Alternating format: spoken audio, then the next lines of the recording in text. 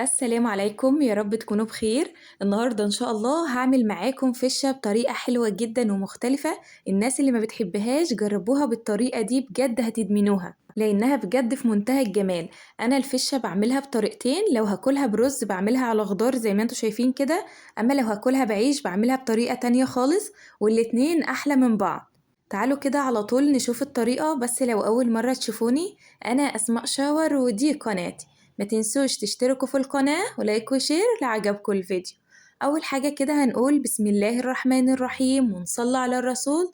اللهم صل وسلم وبارك عليك يا حبيبي يا رسول الله.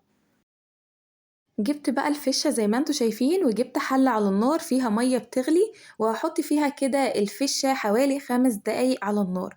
أسيبها تغلي شوية على النار كده علشان تنزل كل الزفارة اللي فيها. هاشيل بقى الفشة من المية وأكب المية دي خالص مش محتاجينها علشان فيها كل الزفارة، وباخد الفشة دي واغسلها كويس جدا، وبعد كده بروح مقطعاها قطع صغيرة بالشكل اللي انتوا شايفينه ده.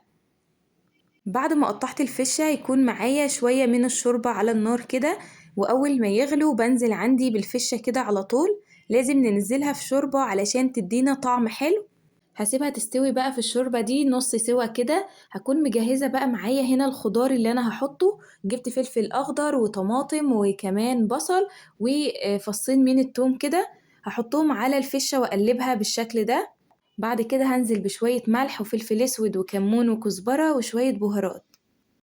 عندي كمان هنا جزر وبطاطس مقطعهم برضو قطع صغيرة بالشكل ده كده. هقلب بقى الكلام ده كله مع بعضه واسيبهم لحد ما يستوي معايا تماما، ويبقوا بالجمال اللي انتوا شايفينه ده. تعملوها بقى جنب رز ابيض كده بيبقى طعمها تحفة. جربوها بقى علشان بجد تستاهل التجربة. لحد هنا كده انا خلصت الفيديو. يا رب اكون فدتكم باي حاجة. استنوني الفيديو الجاي، استنوني في فيديوهات كتير حلوة، واسيبكم في رعاية الله، والسلام عليكم ورحمة الله وبركاته.